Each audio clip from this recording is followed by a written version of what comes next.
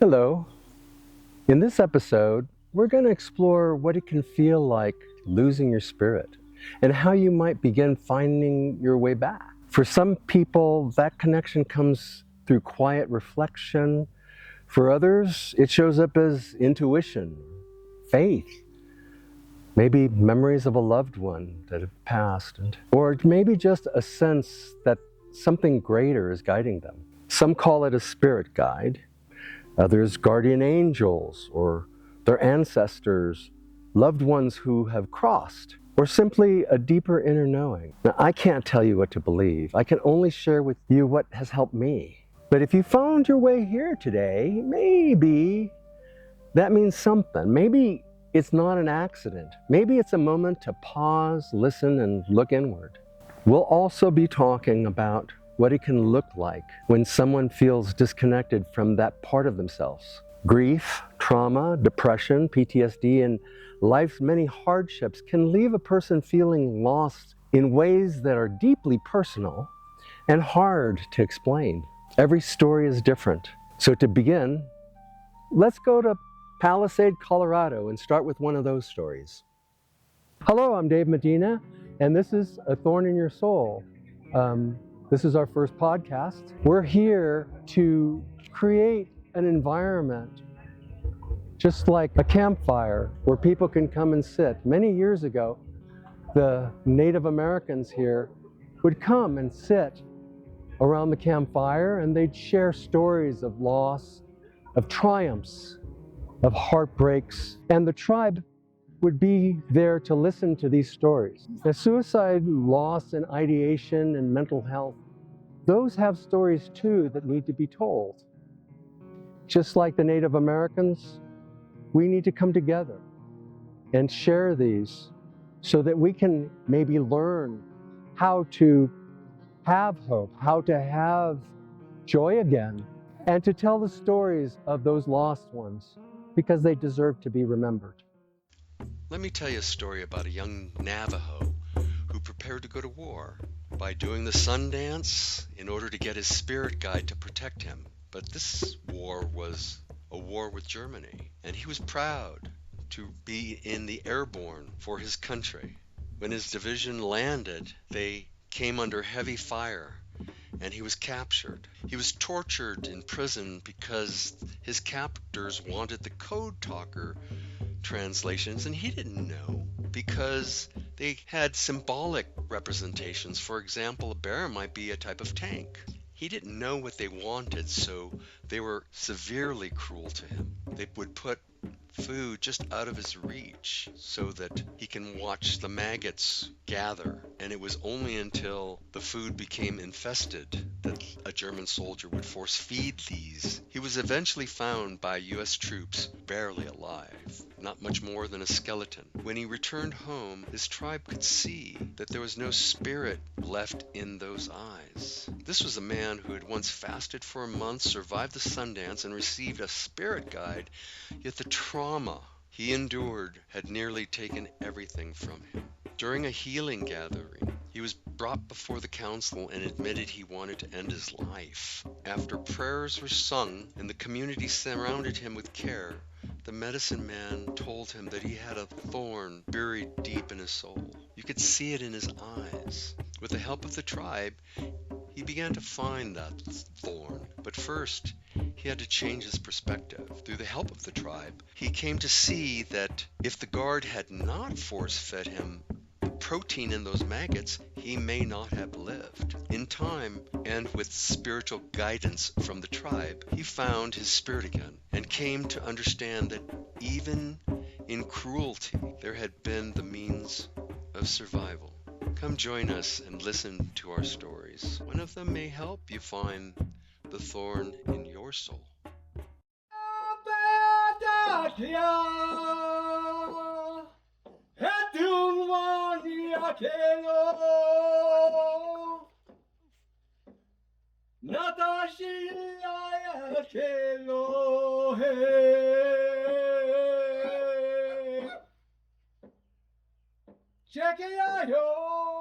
Chequeayo, etun wan ya kelo hey.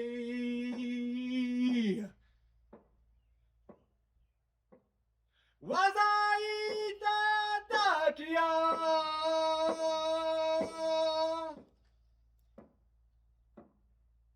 なたしらやけどへへチェケやよチェケやよあへとんわんやけどへあやてやだきやなたしらやけどへへ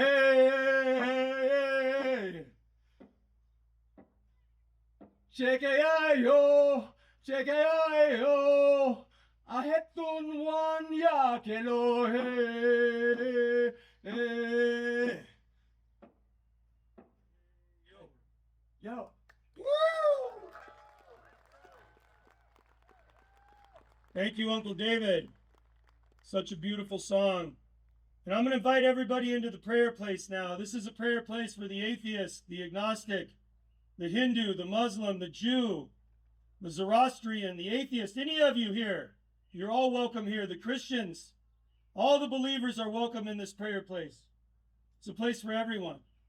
Mother Creator, I thank you for this opportunity to rest into this eternal prayer place that was founded before the creation of time. I thank you for the above place, the below place, the inside place, the east, the south, the west, the north, and all the holy ones that have guided us here to this moment. And Creator, I thank you for the resistance that has come forward in this timeline. A resistance that everywhere we look, Creator, we see so much corruption.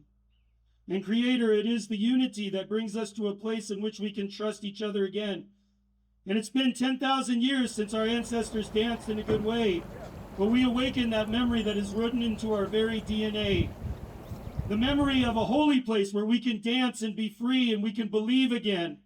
Creator, we're under a time when our diversity, our equity, our inclusion is literally under attack, but Creator, we know that every strand of diversity that is here into the woven blanket of life is a beautiful, beautiful strand.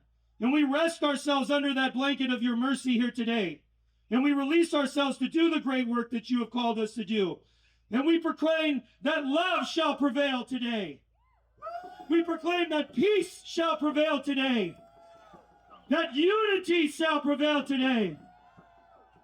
And Holy One, if you see it fit, and if you'll bless us with a cool breeze and a gentle reminder of your love, as we pray, Creator, together for a unified, beautiful, wet summer.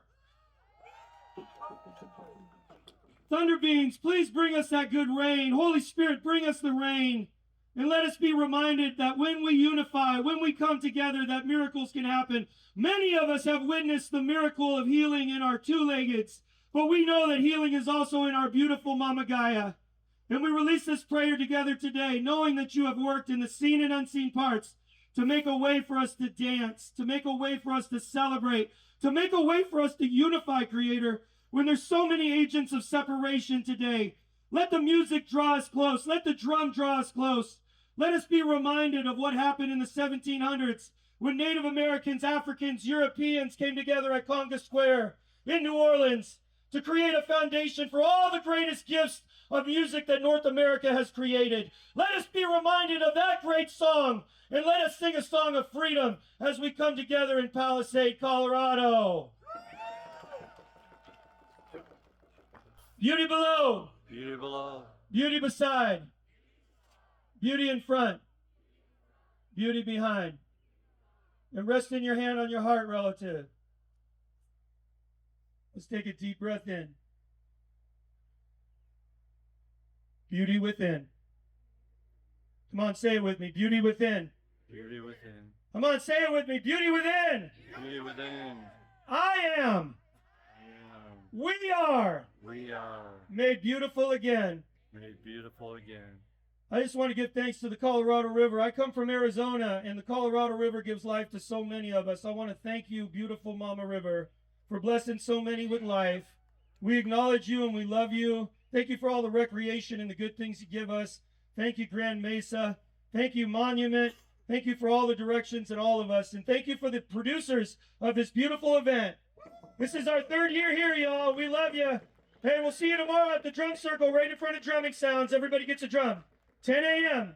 Blessings. We're here with Andrew Eckert at the Palisade Blues Festival, and he started the ceremony with a Native American blessing.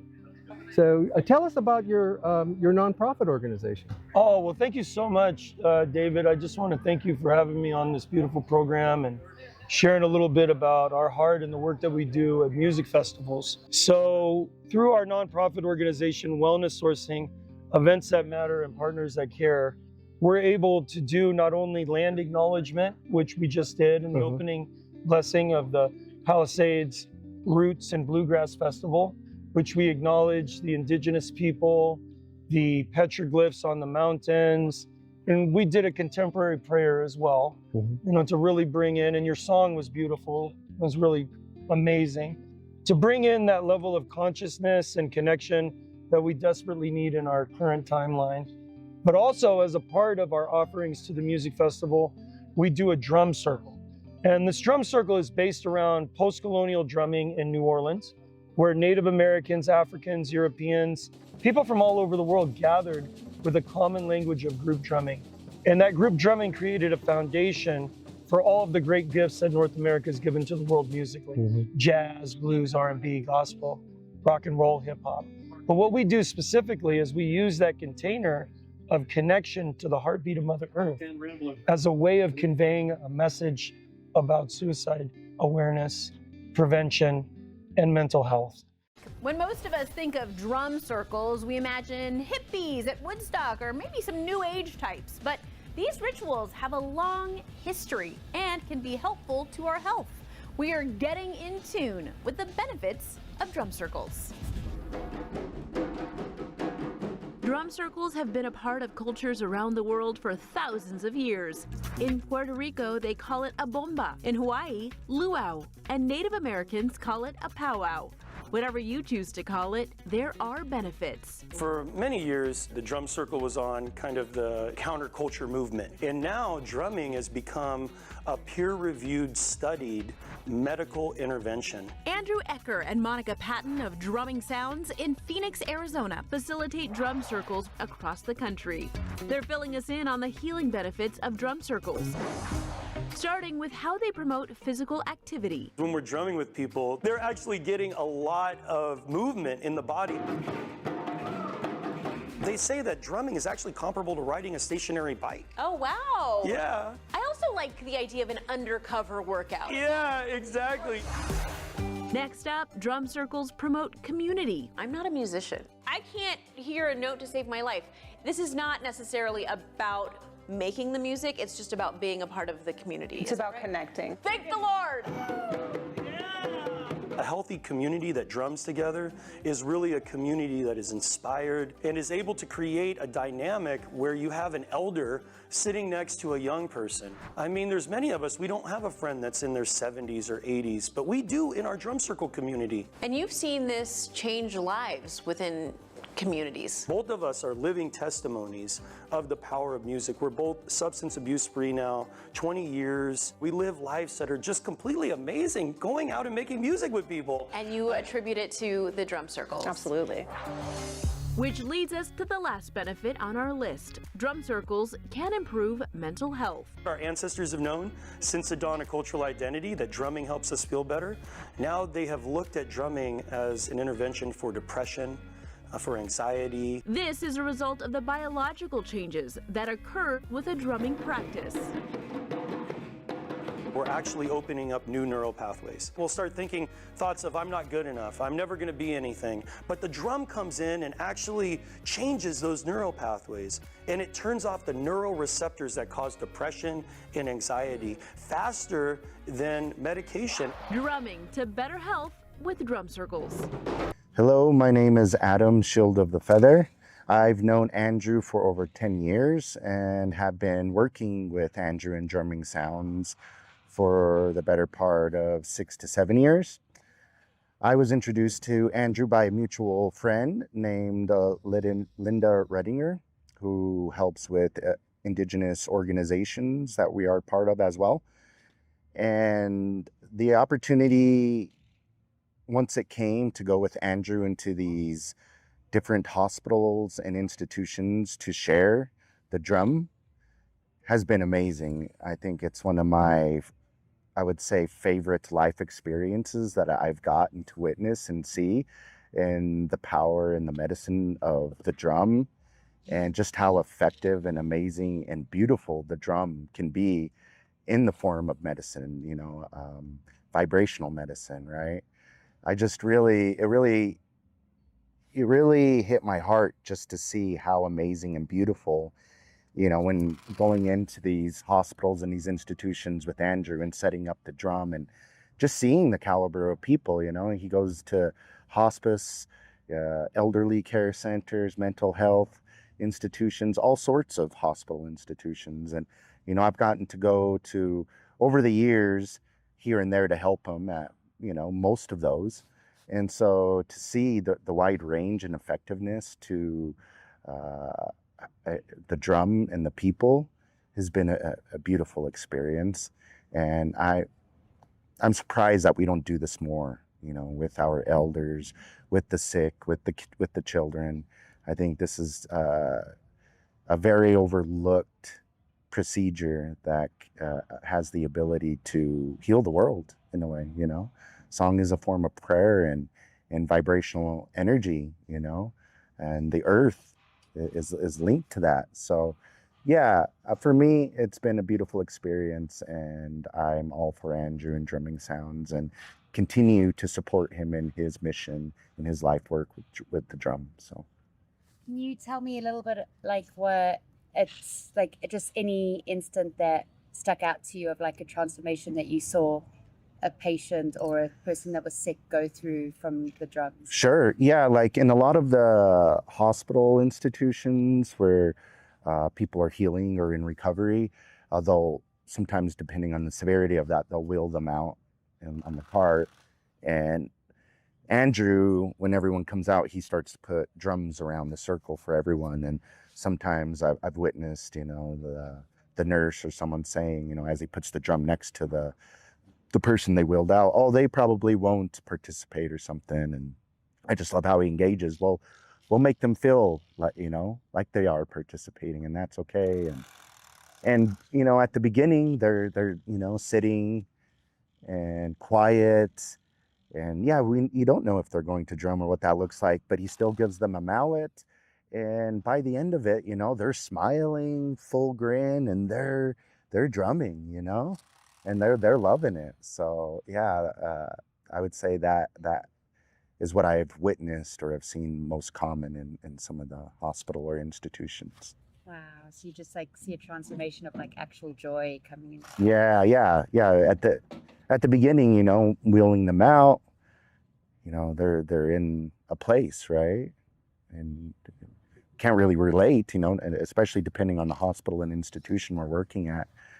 But yeah, you just see this look on their face, and they're not smiling, they're just there, going through their own stuff. And then by the end of it, it's like they're in a different place, they're happy, they're joyful, they're drumming, And do you notice it gets them to bond like with each other, like the patients, it forms like a bit of coherence where they all drum together, and it becomes like a field. Yeah, exactly. A coherent, unified field. And that's the beautiful thing about music, is that ability to bring wholeness to our life.